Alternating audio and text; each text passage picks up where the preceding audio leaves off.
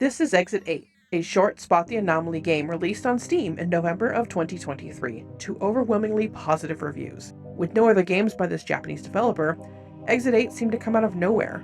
But why did it captivate players? And how does it deliver on the scares? And what's next for this growing indie horror subgenre? Let's get spooky!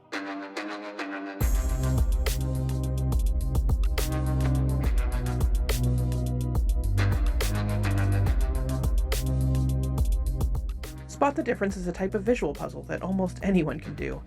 It doesn't require any critical thinking, instead relying on memory and observation skills.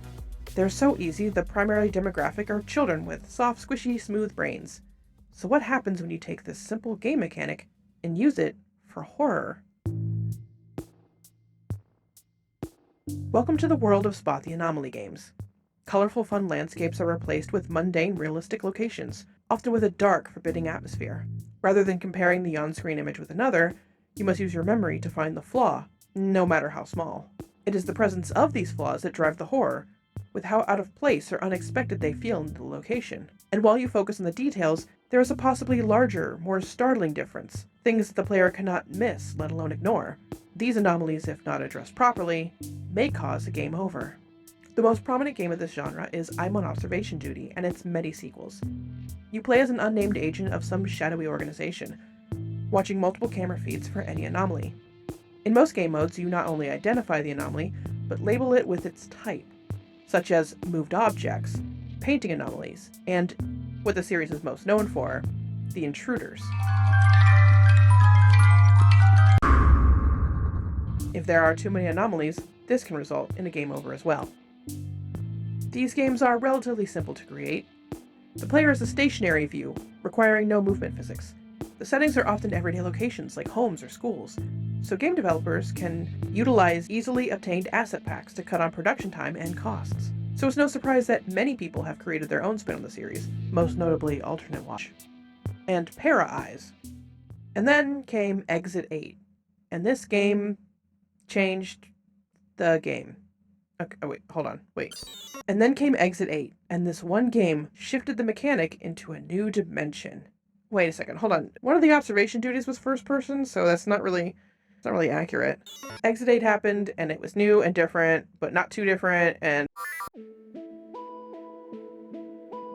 we find ourselves in an underground hallway, presumably between a train platform and an exit above ground. We encounter an NPC seemingly unaware of our presence, and a few posters line the wall, but there's not much else of note here, and so you move on. But when you do...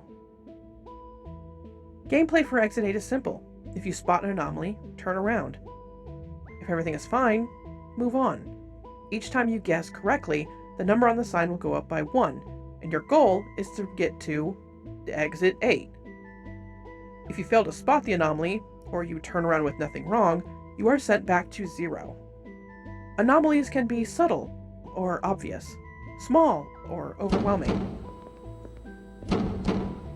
Some may seem silly or non-threatening, but be careful when investigating them, because some may kill you. As you become more intimately familiar with the setting, you become comfortable in it, though inevitably, you might round that corner and find your progress erased. With your confidence shatter, you begin to second-guess yourself. You'll see nothing out of place, yet feel the need to turn back anyway, just to be safe. Then again, you could be wrong. The anxiety and paranoia begin to take hold. Will you be trapped here forever? Or will you escape to the bright light of safety?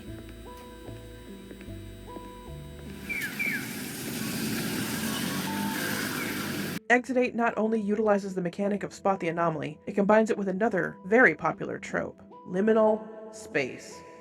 In the common internet vernacular, liminal space tends to mean any place that feels a little bit unnerving.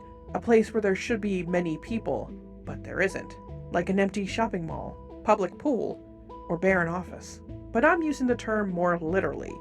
Liminal meaning transitional, the space between places, the boundary or threshold. Hallways are great examples of this. We, the player, are caught in the middle, the liminal space between two locations. It's not a place to stop and ponder. It offers no comfort of home. It is designed as a place to only be seen in glances as we push ever forward onto our destinations. But here, in Exit 8, we are stuck, moving forward and yet standing still, doomed to repeat, and repeat, and repeat, and repeat, and Unfortunately, Exit 8 is limited. Once you find everything in the corridor, you are awarded with this poster on your following playthroughs. And replaying the game, it's hard to recapture the same sense of mystery. Aside from attempting a few speedruns, there isn't a whole lot here left to do. I hoped that the developer would release some updates and add new hallways or new anomalies to find, but it doesn't seem like it. Instead, they're making a sequel. Though there is no word on the release date, there is a Steam page, and I will link it in the description. Luckily for us, many developers were inspired by Exit 8 to make their own games. I've been eagerly waiting on their development, and I'd like to tell you about 3 of them. Now, I won't be going into much depth on any of them. I won't be showing off all the anomalies in these games, as I only played through long enough to get an ending, so even I don't know what these games have in store. I plan to live stream them and other Exit 8 games on this channel, so if you're interested, subscribe, hit the bell notifications, you know the drill, you're smart. But these games in this video right here, I'm going to talk about with minimal spoilers, so I encourage you to check them out on your own. They're all on Steam, all under $10, and made by either small teams or single developers, so go give them some love. Like Exit 8, Alder Court is an underground train station, and we must get to level 8 to escape. However, this time instead of Japan, we get this London Underground vibe. We open on this mural, and it sets the tone for the rest of the game, outlining strange events and mass disappearances that all happened within this train station. The anomalies are things that you might expect, like subtle changes to the environment, doors opening, strange robot figures sprinting after you in full tilt, and also whatever this is.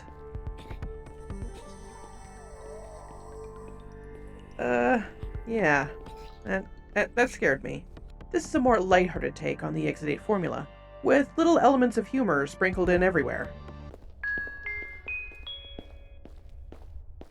Alder Court City Council stands by the common belief that the first 9 to 10 seasons of The Simpsons were the best, and that everything after that is a wee bit shit.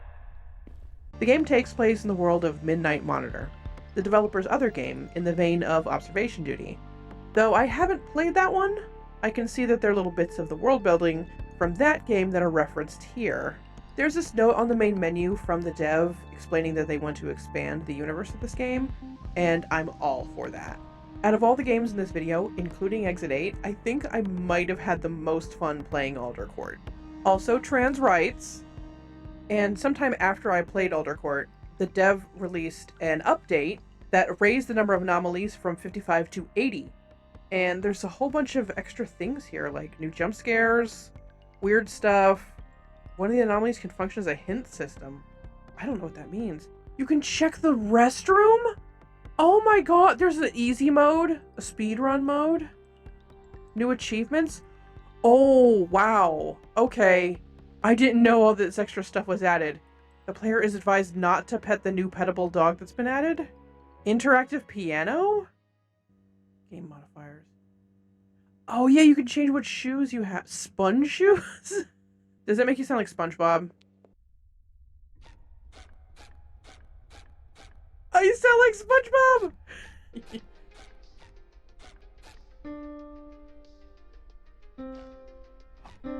That's the piano! Oh! What? You can just... Oh! I can go in the bathroom? A ducky! Everloop goes into the complete opposite direction, substituting the modern setting for something more homey. The space is dark and narrow, with shadows in every doorway. Religious imagery adorn the wall, and this entire game is themed around the Day of the Dead. Oh, look at this little kitty, he's so cute! Instead of clearly marked numbers on the wall, we have candles that light, counting upwards towards the end of the game. The atmosphere was chilling for the first few loops, but after a certain point, it kind of felt a little flat. This might just be me in my first playthrough. Like I said, I didn't see everything the game has to offer, but I beat it on the first try, and the anomalies were not all that terrifying and really easy to spot. Or maybe I'm just getting better at these games. Oh, I just might be getting better at them, huh? Also, the name Everloop just kinda sucks. Like, no, it's great for an Exit 8 style game, but look at this logo, and then look at this game.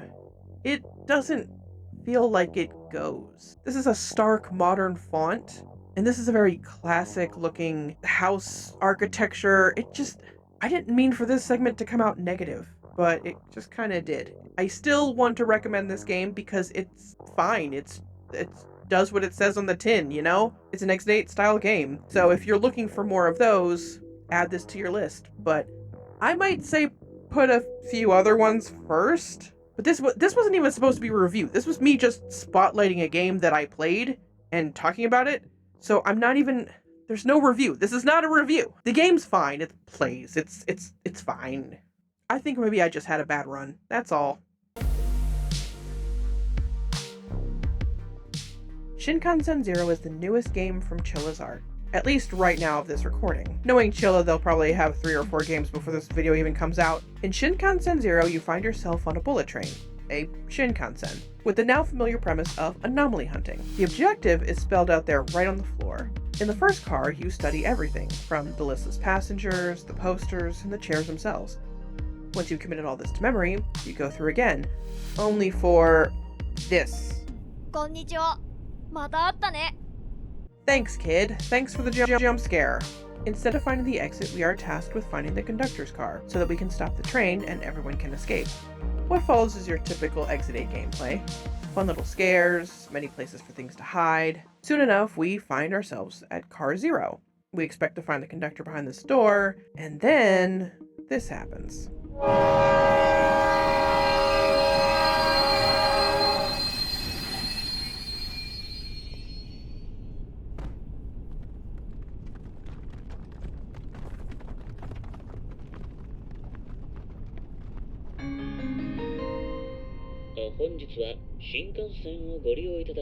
Attention please. We have stopped momentary due to an injury. There is no plan for the train to stop at this moment. Please excuse the delay. So far, we've just played the tutorial. Now the real game begins. As the most expensive Exit 8 style game that I've covered so far, I'm glad this one had more content. We have a twist on the mechanic too.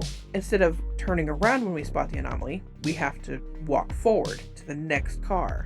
That caused me a little bit of confusion at times, but I got the hang of it pretty quickly.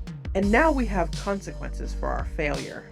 Because when you do, you hear this over the loudspeaker. That means 1. While I find these Exit 8 games sort of calming, this one got a little intense. Knowing that there was a fail condition changed up the whole atmosphere for me. At times, I was in a literal panic. I don't want to spoil anything here, but there were a few scripted events that could immediately cause a game over and reset, and they were so cool to find. So overall, I love this game. I love Chilla's style. I love their color palette. And there are 2 endings. I only got the first one in my first playthrough, but I did look into the second one. So if you play this game, I would definitely recommend trying to find the second one, because I'm pretty sure that's the true ending. Or at least that's the good ending. I am trying something completely different with this new style of content, so if you liked it, leave me a comment, because the algorithm really likes that. I'm also still at 500 subscribers. I'm trying to get to 1,000, so subscribe. That would be really, really awesome. I have so many videos planned. I have so many live streams planned. I am really excited about where I'm going with this, so I hope you come back for another video. And until next time, stay spooky.